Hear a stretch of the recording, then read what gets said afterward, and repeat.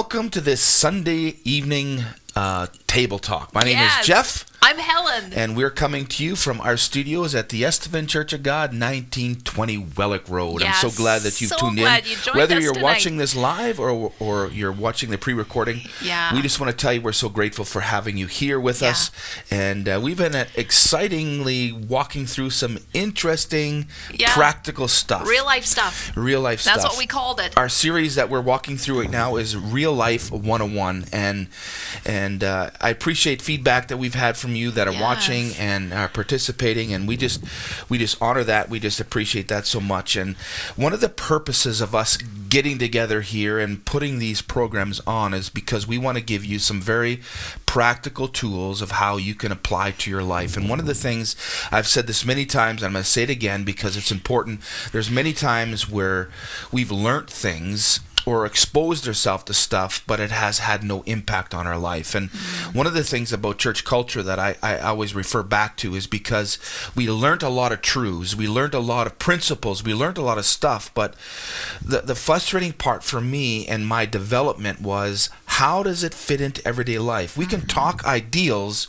but how does it fit into everyday life? And that's one of our purposes as we're getting together and discussing and walking through some of these aspects, is because we want you to have practical tools. We've been saying all along, we're not the end all, we want to have the conversation. And by having the conversation, it opens up the dialogue.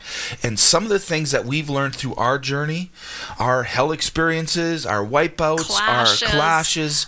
My goodness.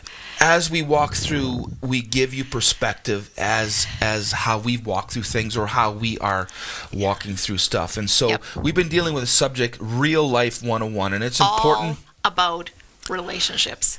All about relationships, whether it's a marriage relationship, a significant other, your partner, all those different aspects are important. Kids, because family, whatever. We've been establishing that the reason why relationships are so important is because we're wired for it. Yes, we are. We're never meant to be lone rangers. And sometimes because of the choices we make and the things that we do, we often isolate ourselves and we push people away and we keep people because we've been hurt, we've had bad experiences, and so we want to speak life into those areas because we know for certain that all of our circumstances and the situations that we go through, some we can control, some we can't control, but all of them never have to affect us negatively. Yeah, and we can grow through every broken place in relationships. We are meant to grow.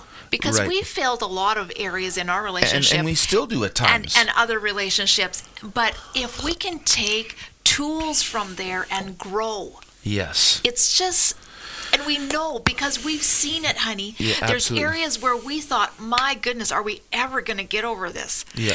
And we have overcome a lot. Yeah, absolutely we have. And so we want to speak that hope into people. Absolutely we do. And the biggest thing, too, that we're recognizing is God has created us. Wherever you are in your journey with Him or not with Him, He created you and He created us to succeed and get the most out of life. And for so long, I didn't get the most out of life. I got the bits and pieces, and I was always living in disappointment, always living, I got to reach this, I got to do this, and now I didn't do it. I failed here. And so much of my life was defined by all the events around me that I really didn't understand. When God says He's good, when God speaks that He has the best in mind for us, when He talks about the fact that He wants to see us succeed, I never computed that because I've always looked through life through the lens of my circumstances.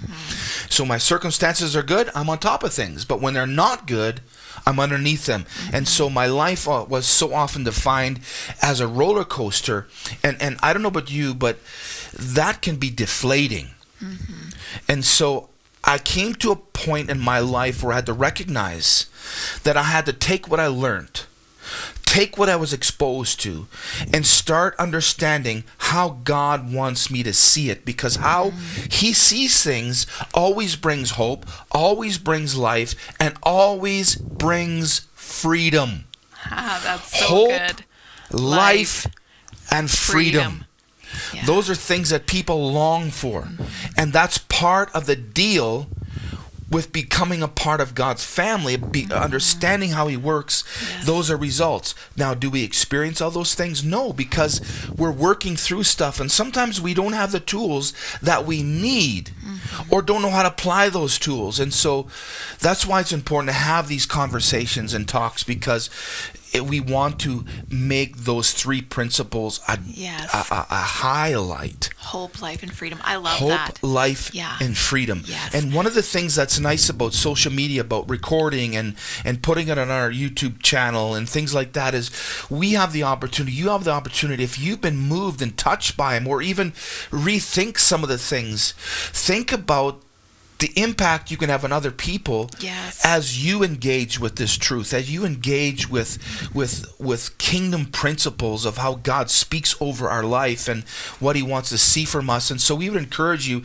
to take the time to share it on your Facebook feeds, or if you have a YouTube channel, just to get some of this stuff out there so people can get the most benefit of it. That's right. And like we always say, it's never a quick fix. Growth is a journey. Growth is a journey. I always wanted quick fixes. Yes, we expect a 1-year-old to act like a 20-year-old. Yeah. We expect them to ride, bike, walk, talk. Why? Yeah, we do. But we bring that into relationships and growing in relationships, and sometimes we are just this expectation of this maturity we expect, but we're all on this growing journey. Absolutely we are. And sometimes there's discouraging moments in that journey, but we need to look through it from a different perspective, and we talked about that throughout our table talks as well. There's a lot of material that we put online. There's a lot of material you can find to help you with that. And so what we've done with Real Life 101 is we talking about how to have success in relationships in all different contexts. And the first session we talked about was communication. How important communication was. The second thing we talked about is expectation. That's a big one. I remember when we started introducing this Table Talk series that we're going through here in the studio, was that this is a good one, and then this is a good one, and this is a good one. And so we talked about communication, expectation, and then last week we talked about trust. Or Wednesday we talked about trust and how important trust is a foundation to relationships. And so if you haven't watched any of those, there's an introduction to this series. When you go back this is our 5th one, so we go back to number 6, or first one, you get an introduction of where we're going, and it helps you come along with this journey. And so we encourage you to look through each of those areas, because each time we've been building. And so this tonight we want to look at another important aspect. And I was going to say, this is huge one for me. I love this one. I've loved all of them, but we all have our passions about certain things, and so what we want to talk about number 4. We want to talk about personalities. These are huge, because we all got them. The potential for conflict when we talk about personalities is incredible. Yes. Because the thing that we recognize early on, we're not all wired the same. But yet somehow we expect everybody to be the same. Yeah. We all have aspects of the way we think or how we respond to things, and we don't often understand. We can't bridge when people don't think and react like we do. And that's where often the conflict is. Totally. And especially in aspects of relationships that are intimate or close or regular, you're going to come into a situation where personalities are going to really begin to surface. Yeah, the diversity of personalities. You're going to begin to see them. I love that word, because so often we're threatened by diversity. We're threatened by difference, when really difference brings out strengths and brings out weaknesses. And how we go about it, we can highlight the weaknesses, or we can build on the strengths, and we can become more of a force as we understand each other. And so personalities is critical. And different personalities are essential. I have down here, different personalities are essential. We need each different personality in our world. Absolutely, we do. Can you imagine if everybody was the same as me? No, I don't want to go there. It wouldn't work. No, it wouldn't work. Because we need each other. And for Yes. so long I was trapped because of my personality, my go hard at things and let's go and conquer and dominate and all this kind of stuff, that I began to not like my personality because it conflicted with many other personalities. Yes. And other people didn't understand how I was wired and how I was thinking. And their expectation for me, as I need to be like them, caused frustration inside because I couldn't be like them. And then I tried to be like them. And I made it a goal to be like them, and Yes. and especially when it came, I'm a pastor, and I've been a pastor for many years. People have a perception of what a pastor ought to be or ought to look like, and so I found myself living in bondage to other people's expectation because I needed to be like them or like what they picture of what this looks like. And so with that in mind, I battled for years, and I began to see my personality, how I was wired, as the problem. And so then I began to look down on myself and be frustrated with myself, wondering why I can't be what other people want me to be. And I remember actually having a conversation with God about you, honey. Because I was struggling. Me and you are different as they come. Yes. Like, our personalities are so opposite. And I always thought I was probably the better. Because I didn't understand that you were uniquely made. And I was struggling because I was trying to fit his personality into my personality box. Yes. It was not working. No. And I had a conversation with God about that, and I said, why? This Is he important. like that? Yeah. Why? And the thing is, I was struggling to compute that God was using you in your personality, and I thought you were supposed to fit in mine. And I said, why is he like that? And God said, in my heart I heard, I made him like that. I made him like that. I want to use him. Don't try to make him like you. And when I recognized that this is how God made me. Now we're going to talk about the fact that it's not an excuse for being mean, and we have to work within our personality and develop our personality. But when I recognize this is how I was wired, this is how I see things, this is how I perceive things, this is how my motor works. And when I began to see it as not as a bad thing but as a good thing, channeled the right way, it can be powerful. And so then I began to accept myself. This is who I am. This is how I work. This is how my system functions. And then I could appreciate how God made me. And in my journey of that personality, we're going to talk about that briefly here, but in my journey, I developed within my personality where my extremes were here and my lows were here, and how as a result of growth we can bring balance to those things. And that's why sometimes God puts people in our life that are very different, because he wants to bring balance. And too often the conflict is, I want you to think like me, I want you to be like me, you should process like me, and we give no room for people to be who they are, and learn to work within that, and cause great conflict in the midst of that kind of thing. And so, like, we want to say tonight that you are uniquely made. And that is important to understand. You are a gift to your world.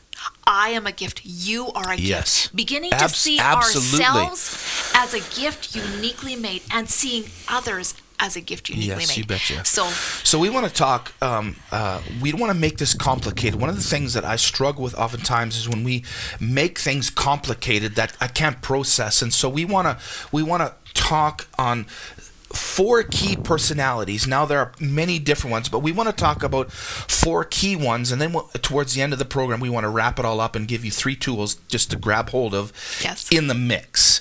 And some of these you're going to laugh, and some of these things, oh, that's so-and-so, that's this, and you're going to recognize some of your things, and others, and others. And we want to talk about just briefly some strengths and some weaknesses of each of these 4 kind of personalities, and why the potential of clashing, but also the potential of great unity as a result of that too. So we want to talk about that just a little bit. So, and we're going to put them into colors. Yes. Just so we can just visualize this a little bit. So 4 different personalities.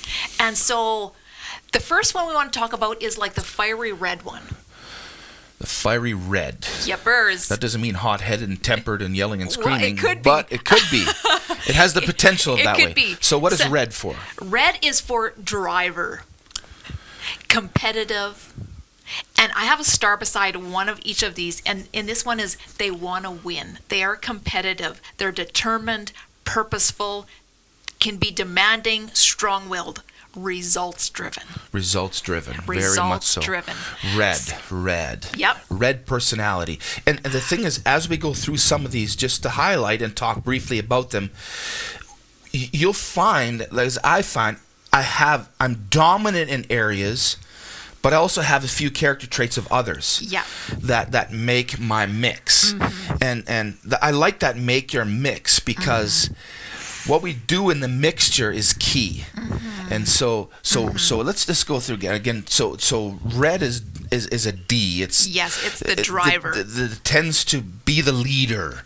Tends to be the one that puts things into place. They tend to organize things and require people to follow a certain system because that's how they're wired. They're results. And so many things in our life when we're red, we tend to compare ourselves with other people because we're results driven, or we want to see a particular thing and we're competitive. We're going to be watching other people or other organizations, other businesses to see what we can do better because we want to see results. And interesting, I have the star beside, they're in it to win it.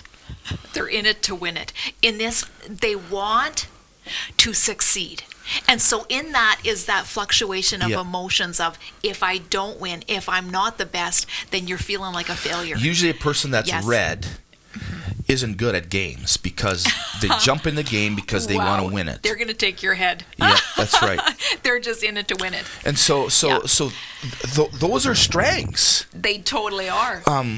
Those are the ones that often are the mover shakers. They're the ones that take risks and jump hard at something and go for stuff. They're often the ones that start businesses or have great ideas of how things are happening. Because absolutely, determining they're going to press through. Yes, they purpose, and so they're these ones that carry.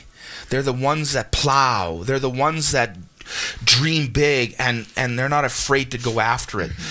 The weaknesses of those areas is people like that who I would be a red. I was saying, do you know somebody like that? And so the weaknesses in those areas are we tend to be domineering. We just take over and domineer and tell people what to do and expect people to come in alignment, and you're not doing your best, start over. And we tend to be harsh. We tend to be very short. And what with that personality, because I can speak from experience as I've grown through that, is we have an expectation on people. They have to perform a certain way. If they don't, bang. Because we're not going to lose. Yeah, we're not going to lose. We are in it to win. And so in relationship, when that happens, if you have somebody that has a high red, the potential of conflict is always there. The potential of butting heads or slamming or hurt or condemnation or belittling, all that stuff is there because that is the weak area of that personality. It's the weak area. So if we're not careful, and if we don't learn to work within our personality, we tend to lose a lot of friends or disrespect from people. People shut us off.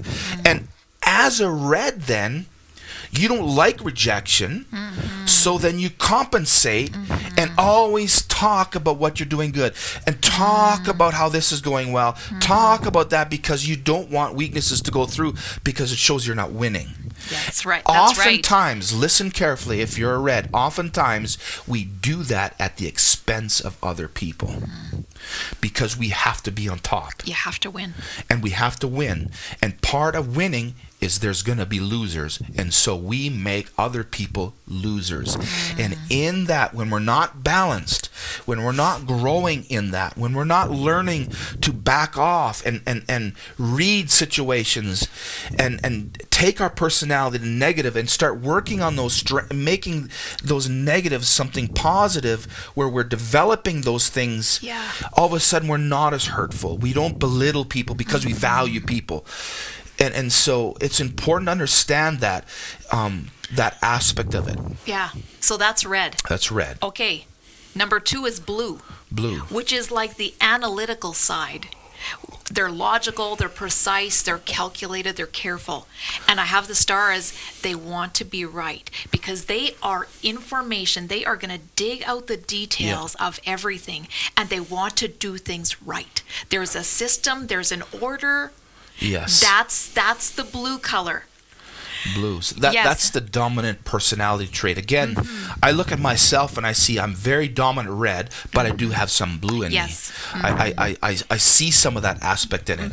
And so when we're looking at our personalities, and you want to do things right. Absolutely. And so you can be meticulous, you can be very detailed, and for me, when someone's very detailed, I get lost. It's like I don't care the details. This is what I want done. Yeah.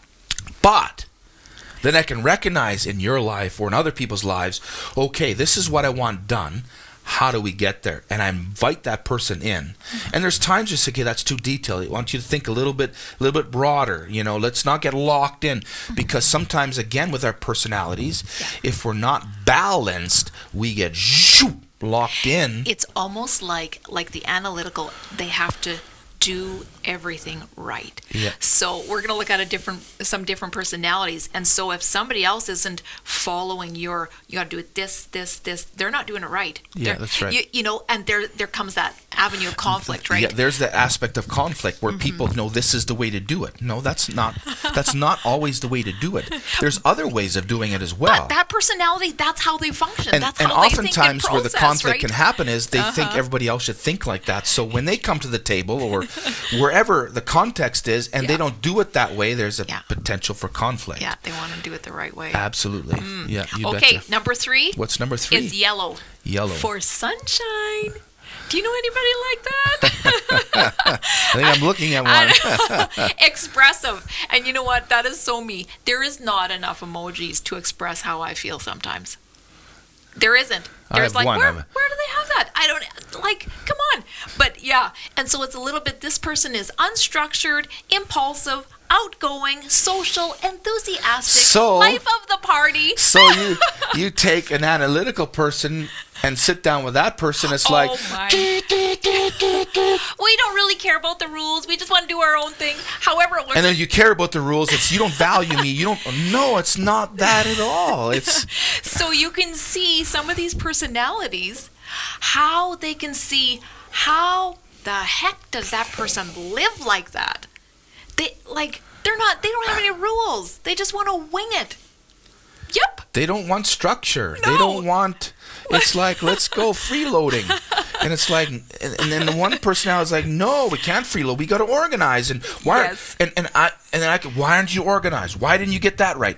We go on a trip, for an example. Because we don't care. We go on a trip. We go on a trip, and usually it always takes me a day ahead of time because I got some of that. What's that color of analytical? The blue. Yeah, I got some of the blue. So I and the Army taught me this so well. Whenever I was getting ready for deployment, wherever I was going on a tasking or whatever, there was always lists, and I check off what to bring and make sure you have this and this, and everything was organized for you. And so I tend to be like that when we go on a trip. I make sure this is in, that's in, there, and I'm assume that she's like that too. So then we go on a trip, and she's missing this, missing that, missing that, missing this. And I'm like, didn't you pack? Not really, but yes. That aspect of it. And so then we end up having to go to the store and buying some of these things possibly because it was like, oh, big deal. I'll just throw everything together and we'll make it along the way. And where I have to learn to understand that's how you function. And I can give you grace, and we can talk about that, and it can become a strength rather than a weakness in relationships. Yes, and we'll bring that out. And so we'll just look at the last one, and then we can talk about it a little bit, honey. Absolutely. So the last one is the color green. I love green for Army green. But this is, they called it amiable, so it's just friendly and pleasant. They're caring, encouraging, sharing, patient, chill. Patient, chill. Yes. And the star I have, they want to be liked. So they're going to they become a little bit of a people pleaser. because they really care. They love encouraging. So chill. So that's the green one. So I have a lot of sunshine yellow, and I was very dominant green for a long time, but I've come a little bit more into the yellow. But I'm a big encourager, Cher. I'm a lot more chill than you. Absolutely. You know, I don't. My mind is always going. Yeah, and I'm just like, oh, who cares? It'll all work out. And again, when we're talking about personalities, again, we're not reaching all of them. We're just giving you a taste. We're giving you an understanding, at least how some of these character traits are why we do what we do. Yeah. And why the conflict is the conflict. Yes. And so what we've done in our journey is we've recognized how everyone is wired different. And we've learned over the years, especially for us, and in outside relationships, I'm recognizing that people are wired different. And as a result of that, I have to learn to have maturity with my personality, because I tend to always cause conflict. And so as that develops and grows, we learn not to be extreme. We learn to be more balanced. And I think for you and I, babe, it was huge when we began to understand, when I began to understand how your mind worked, how your process was different, your personality. I actually began to like you. That is the key. Because we take the time to care enough to understand how the other person is wired? It's easy to label people. Well, they're just stubborn, or they're just this, and I don't like spending. But when you understand, when you take the time, you see the greatest investment, this is important to understand, the greatest investment of life is people. It's not money. It's not success. It's not have everything I want, no problems in my life, everything goes well. Yeah. The true mark of success in life is always bent on relationships. It's always people. When we forget it's about people, they become projects and opportunities, or they're obstacles, or they stand in the way. Jesus made his life about people. Yeah. Because people were the greatest investment. Yes, there was opportunities for conflict. Yes, there was all this stuff, because everybody's wired different. You look in the Bible, you see tons of people that God used with various different personality and character traits. And he picked them. All in the midst of it. Different personalities. But the reality is, none of them stayed those extremes. There was always life to go through and work through and grow as a result of those things. And so we're so quick to label people, and we have to learn to not label people. One thing, I had an experience here a little while ago. I was talking with someone, and they labeled somebody that I personally knew, and they didn't personally know. And they responded based on what they seen, not the heart. And I was taken back by that, because yes, on the surface, that's what it can look like. But if you take the time to get to know somebody, you knock those edges off. And sometimes we're not willing to take the time to see, to discover, and to learn, so we understand. Yes. And that's the key to relationships. That would be another one, to be understanding. But that's important in this whole development if we want to be successful. And so we want to leave you 3 things about personalities that you can bundle up together with all these things. And we're coming to our 30 mark here. And so taking these tools home. These are tools home. Yep. It's again like mixing that dough. These are ingredients we throw in the batch and work it in. Unless we work this stuff in, it doesn't help how many conferences we put on. It doesn't help how many seminars we put on. It doesn't help how many courses we take. We can expose ourselves to so many things and listen to messages about certain stuff, but if we're not willing to take what we're getting and work it into our life, it's really useless information. And so we want to make this practical, because one, we've battled and we've fought and we've crashed and we burned and we wiped out. And we've overcome. And by overcoming, we work some of these into our life. And so these are life-giving stuff. And the first thing that we want to leave with you here in the next few minutes is this. Personalities are a gift. not an excuse. Personalities are a gift, they're not excuse. We've got to purpose to see personalities as a gift instead of confrontation. When I see your personality as a gift, I'm going to look at you different. Yes. I'm going to see you different, and I want you to be a part of what's happening. And vice versa, no matter what relationships that we're in. They are a gift. When I don't see a relationship, I don't see a personality as a gift, it's an opposition. And I have written down here, because when we don't see a different personality as a gift, we take things personally. Holy, do we ever? And if we can see them as a gift, we're going to actually break that edge down. That is so important. You need to say that again. Say that again, because that just resonates with me. When we don't see our other personalities as a gift, we take things personally. I've worked with that, because sometimes I don't see certain people as a gift. I see them as a curse, or I see them as a problem. And sometimes it's simply a personality clash. A lot of times it is. Absolutely. Yeah. So we got to purpose to see people's personality as gifts. Yeah, so don't... If we just hang around people that are the same as us, we're not going to grow, we're not going to learn, and we're not going to find balance. Yeah. Yep, that's huge. I remember people saying to me all the time, why can't you be like so-and-so? Why can't you be like so-and-so? That is so unhealthy. And yet that's often a stigma that's always used. Why can't you be like this person? You're doing it wrong. Because I'm not that person. Yes. And don't expect me to do it as that person. You see, it frees people. But when you recognize that's a gift, you now value those things. That is so powerful. That is so. That is a it's powerful not an point. excuse for destructive behavior. No. But rather we have to learn to channel it in the right direction. So when we value the person, when we see them as a gift, and that's a big one. If we don't see the person that we're in relationship with as a gift. And you know what? That's taken us years, even for me and you. It has. Because I was willing. You know why? Because I was not willing to learn that. I just wanted you to be like me, and you vice do versa. as I say, and vice versa. And that's why the conflict, and that's why sometimes people go through years of constant conflict. We did for 12 years, 13 years, until we recognized that when I began to see you as a gift, when I began to see my boss in my workplace as a gift, it changed my perspective.